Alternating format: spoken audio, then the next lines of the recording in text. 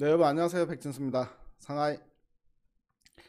네, 오늘은 이 ST팜에 대해서 또 업데이트된 소식이 있어가지고요. 예, 오늘은 ST팜 이야기를 좀 해보도록 하겠습니다. 네, 일단 뭐 ST팜은 뭐 우리 구독자분들이 이제 가장 많이 또 들고 계시기도 하고 또 궁금해하시기도 하고 그리고 또 이제 향후 이제 한 4, 5년 정도 후죠. 2027년 목표를 템버거를 목표로 10배 주식 10배 상승을 목표로 이제 우리가 보고 있는 종목이기 때문에 새로운 소식이 나올 때마다 일단은 뭐 주가가 어떻게 움직이는지 상관없이 계속해서 좀 업데이트를 시켜드리고 있는 상황인데요. 오늘 또 이제 긍정적인 소식이 하나 나와서 오늘은 이 이야기를 좀 여러분들께 정보를 좀 제공해 드리도록 하겠습니다. 에스티팜이 이제 어제 저녁에 홈페이지에 이렇게 이제 공시가 올라왔어요. 에스티팜이 218억 원 규모의 올리고액산 치료제 상업화용 모노머 공급 계약을 체결했다. 뭐 이런 소식이 나왔습니다. 그래서 이 내용에 대해서 한번 살펴보고 그리고 이게 이제 갖는 의미 뭐 이제 그런 이야기를 좀 해보도록 하겠습니다. 자, 에스트팜이 이제 미국 글로벌 바이오텍사와 이제 1640만 달러 우리 돈으로 약 218억 원 올리고핵산 치료제 상업화용 모노머 모노머를 공급 계약을 체결했다. 그러니까 이제 올리고핵산 올리고 뉴클레오타이드를 이 수주를 받아왔다는 게 아니라 모노머 수주를 받아왔다는 건데요. 이 모노머는 뭐냐면 에스티팜이 그 올리고 헥산을 만들 때 그 중간체로 사용되는 이제 그 원료라고 생각하시면 됩니다. 이 원료를 모노머라고 하는데요. 이 원료를 가지고 올리고 헥산을 만든다 생각하시면 됩니다. 이거를 이제 수주를 받아왔다는 이야기입니다. 자, 그 이야기는 이따가 차근차근 또 추가로 좀 해드리도록 하고요. 이 해당 올리고액산 치료제는 혈액암 적응증으로 6월 중 미국에서 품목 허가 신청 예정인 신약이다. 그래서 내년 1분기 상업화 승인을 받을 것으로 예상됩니다. 이게 이제 그 제논사의 그 이메테스테이트 이름 발음도 없죠. 이메테스테이트 그 신약에 들어가는 약이다라는 거를 이 내용으로 충분히 우리가 예상할 수 있는 부분인 것 같고요.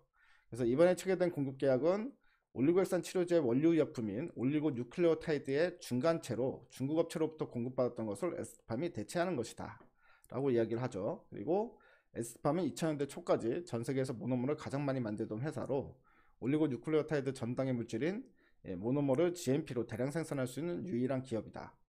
상업화된 고지혈증 치료제와 혈액암 치료제의 올리고 및 그 중간체인 모노머를 동시에 공급하게 되기 때문에 현재 임상 3상이 진행 중인 만성 비형간염 치료제 등으로까지 모노머 공급 논의가 확대 중으로 에스티팜의 올리고 CDMO 매출은 더욱 확대될 전망입니다. 라는 소식인데요.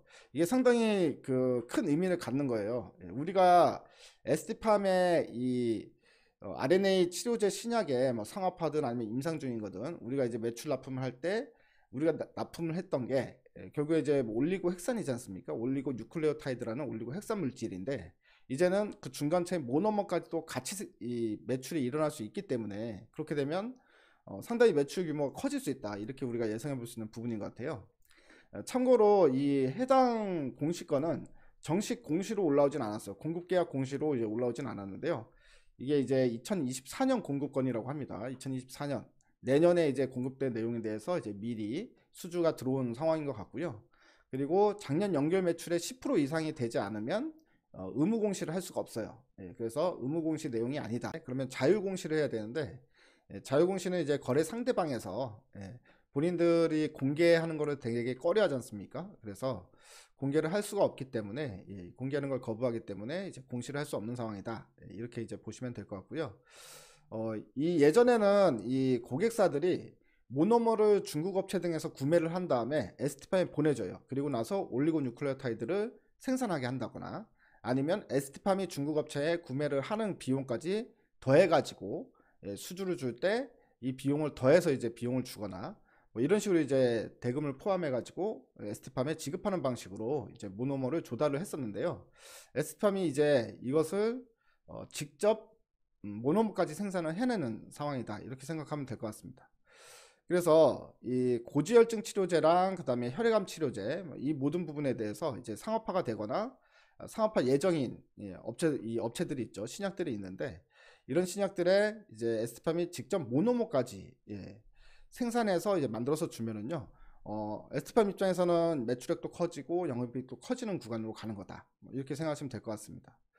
그래서 중국 업체 대비 이 품질도 높고요. 에스티팜에서 만드는 게 이제 가격 경쟁력도 이제 높인다. 이렇게 이제 ST팜이 예전부터 이야기를 했었어요. 그게 결과적으로 현실화됐다고 생각하시면 됩니다. 그래서 ST팜은 한번 하겠다고 한 거는 어찌됐든 간에 자기네가 끝까지 하면서 투자자들한테 이야기했던 거를 꼭 지키는 그런 특성이 있어요. 그렇기 때문에 상당히 이제 신뢰도 측면에서도 상당히 높은 점수를 줄 수 있을 것 같다, 이렇게 좀 생각이 들고요. 물론 당연히 모노모도 만드는 데는 기술력이 필요하겠죠. 그래서 이 기술력도 결국엔 뛰어넘었다.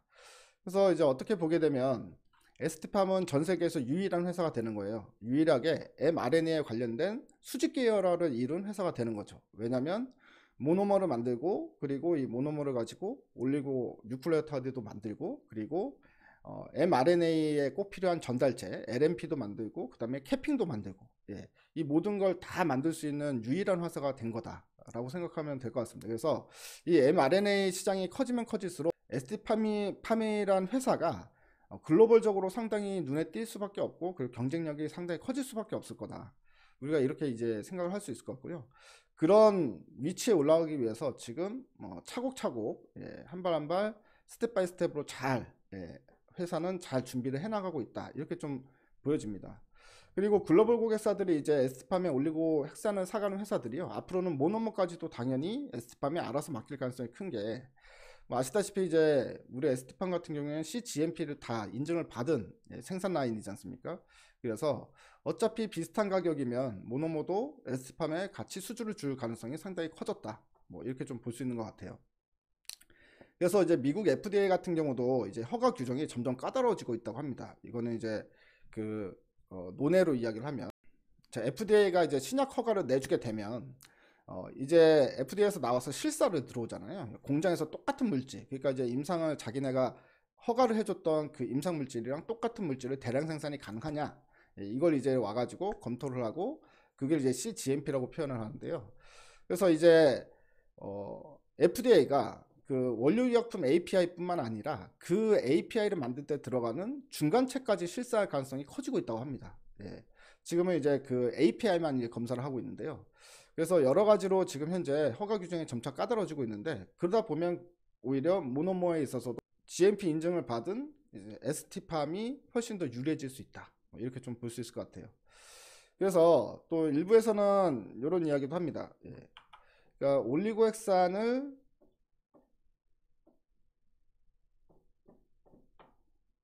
1톤을 만들기 위해서 모노머가 10톤이 들어간다, 이런 이야기가 있더라고요. 그래서 추후에 올리고핵산이 한 3톤에서 4톤 정도가 필요하다라고 그러면 이 모노머는 30톤에서 40톤이 필요하다는 이야기가 되잖아요. 그래서 이 매출액도 무시할 매출이 아니다. 향후 이제 실적 성장폭이 우리가 예상했던 것보다 훨씬 더 빠르게 또 크게 진행될 수 있겠구나, 이렇게 이제 우리가 예상해 볼 수 있는 그런 부분인 것 같습니다. 자, 이거와 관련돼서 뉴스도 나왔는데요. 이런 뉴스를 봤습니다. 네, 에스티팜 혈액암 신약 원료 수주 600억 돌파했다. 내년 상반기 기대감이다. 그러니까 이게 단일 업체로 수주가 이제 600억을 돌파했다라는 소식이죠. 이게 이제 바이오텍 제론의 이메테스타트로 추정된다. 내년 상반기에 상업화 예정인 신약이다라는 이런 이제 내용인데요. 에스티팜이 혈액암 신약의 원료 공급 계약을 추가로 따냈다. 1640만 달러, 약 218억 원 규모인데, 기존의 중국 업체가 공급하던 물량을 에스티팜이 대체한 거다. 혈액암 치료제 원료 공급 누적 수주 금액이 600억 원을 넘었다. 해당 신약이 내년 상반기에 상업한다면 수주 물량은 훨씬 더 커질 것으로 보인다. 이렇게 이제 이야기를 하고 있죠. 그래서 이 에스티팜이 제논 쪽으로도 이제 매출이 상당히 커질 수 있고요. 그리고 이전에 고지혈증 치료제 인클리시란이 이제 제일 먼저 상업화에 성공을 했잖아요. 이것도 지금 현재 판매량이 계속 늘어나고 있다는 소식입니다. 그러다 보니까 에스티팜이 이제 추가 수주에 대한 기대감도 좀 커 있는 상황이거든요. 그래서 일단 실적 부분에 있어서도 작년에도 예상보다 상당히 많이 실적이 잘 나왔고요. 올해 같은 경우도 실적이 예상치보다 더 잘 나올 가능성이 있다. 우리가 이렇게 생각할 수 있는 부분인 것 같습니다. 그래서 일단은 지금 현재 바이오가 시장에서 부각을 못 받고 있는 상황이니까 주가는 별 움직이진 않지만, 실제 회사는 계속 시간이 가면 갈수록 상당히 성장을 해나가고 있고, 그리고 만들어내는 것도 훨씬 더 많아지고 있다. 이렇게 우리가 개념을 생각해 본다면요, 우리가 예상하는 2027년, 실제로 우리가 타임머신 타고 2027년으로 딱 가가지고 에스티팜 주가를 딱 쳐보면 실제로 한 10배 정도 수준에서 거래가 되고 있는 그런 상황을 확인할 수 있지 않을까. 저는 이제 그 가능성이 90% 이상으로 보거든요. 그래서 뭐 상당히 뭐 긍정적이다 이렇게 좀 말씀드릴 수 있을 것 같습니다. 자, 뭐 이제 본 김에 이것도 하나 보겠습니다. 이제 시장에 관련된 이야기인데요. 예. mRNA가 이제 예방 백신 넘어서 다양한 질환의 치료 백신으로 확대되고 있는 상황이다. 예. 그래서 희소 난치 질환에 대한 mRNA 기반 치료법 연구 개발이 활발하고요. 2030년에는 mRNA 시장 규모가 50조 원으로 전망된다. 그리고 mRNA 기술을 활용한 항암 백신 신약 후보 물질도 증가 추세에 있고, 그리고 모든 계절에 관련된 인플루엔자 유형에 적용 가능한 만능 백신도 현실화 단계에 왔다. 그래서 코로나 팬데믹 대응에 전환점을 가져온 메신저 리보엑산이 다양한 질병 치료제로 영역을 확장하고 있는 상황이다. 최근 국내 제약바이오 기업은 독감과 말라리아, 암 등 다양한 질환에 mRNA 기술을 적용하는 연구와 임상에 적극 나서고 있는 상황이다. 코로나 백신으로 큰 성공을 거둔 글로벌 빅파마들은 mRNA 기술의 상용화 경험을 앞세워서 이미 새로운 mRNA 백신 개발에 착수한 상황이다. mRNA 시장 전망과 더불어 기업들의 개발 현황을 살펴봤다라고 해서 이제 특집 기사로 이렇게 나왔는데요. mRNA 1번이 시리즈로 나오는 부분인 것 같습니다. 그래서 여러분들 시간 되면 이 기사도 한번 읽어보시면 좀 좋을 것 같고요. 자, 주가를 한번 볼까요? 예. 자, 주가는 지금 현재 9만원을 넘어서지 못하고 있는 상황이에요. 일단 저점은 잡았었죠. 예.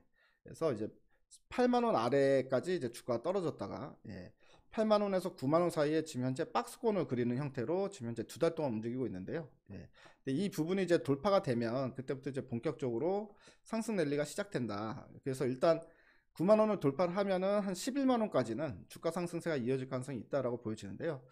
역시나 말씀드렸다시피 아직까지는 글로벌 바이오텍 회사들이 주가가 계속 바닥권이에요. 그래서 미국 시장에서 일단은 바이오 업체들이 주가가 한번 들어 올려져야, 그래야 이제 ST팜도 본격적으로 주가 상승이 가능하다 이렇게 좀 보고 있는데요.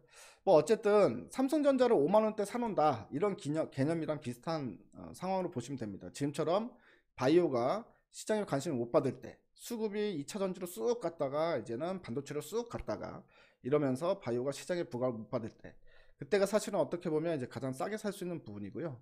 추후에 바이오가 시장에 관심을 받으면서 시장의 중심에 수급이 몰려들 때, 그때는 당연히 이제 ST팜을 사고 싶어도 비싼 가격에 사야죠. 지금보다 훨씬 비싼 가격에 사야 될 겁니다. 뭐 그게 12만원이 될 수도 있고 15만원이 될 수도 있고 20만원이 될 수도 있지만, 어쨌든 바이오 섹터가 올라오기 시작하면 ST팜은 절대 소외받을 종목은 아니죠. 국내에서 제가 봤을 때 바이오 중에서는 실질적인 실적이나 아니면 향후 성장성이나 모멘텀 측면으로 봤을 때 넘버1이거든요.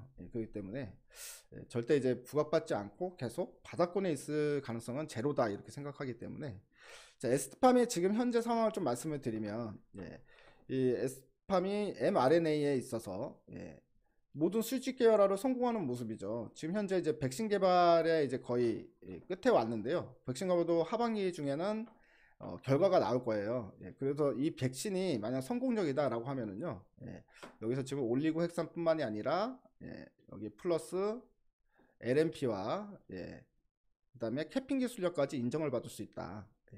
그래서 이것만 해도 수직 계열화인데 여기에 올리고핵산을 만들 때 필요한 이제 모노머 생산까지도 지금 현재 성공해서 납품 계약이 떨어진 거잖아요. 그 때문에 이제 완벽한 수직 계열화가 이루어진다라고 볼 수가 있을 것 같고요. 그래서 mRNA 전문 기업으로서는 전 세계 1등이 된다. 그리고 두 번째, 현재 이제 에이즈 치료제 임상 2상 진입했고요. 그 다음에 대장암 치료제 같은 경우에는 또 올해 하반기 중에 일상 결과가 나오죠. 일상 결과가 나오는데 이제 대장암 치료제는 이제 경구용으로, 특이하게 경구용으로 개발이 되고 있습니다. 그러니까 주사제가 아니라 경구용으로 개발이 되고 있다. 자, 오늘은 이제 ST팜이 좀 새로운 소식이 있어서 오늘은 ST팜에 대한 이야기를 여러분께 업데이트 좀 시켜드리는 시간을 가졌습니다. 이번 주도 시장이 나쁘진 않죠. 괜찮죠. 괜찮기 때문에 어저께 이제 이야기했던 꼭 포트에 들어가야 될 섹터들, 뭐 그 종목들이 좀 조정 나오기 좀 기다리다거나, 이미 보유하고 계신 분들은 계속 쭉 보유하시면 될 것 같고요. 그리고 ST팜도 이렇게 주가 떨어졌을 때 중장기용으로 좀 이제 당장의 수익이 나지 않더라도 지금 현재 가격대에 사두면 큰 수익이 날 수 있을 만한 종목들도 포트에 한 종목 정도는 들어가 있으면 좋다, 이렇게 말씀드리면서 오늘 방송은 여기서 마치도록 하겠습니다. 여러분들 화이팅 하십시오. 대바이.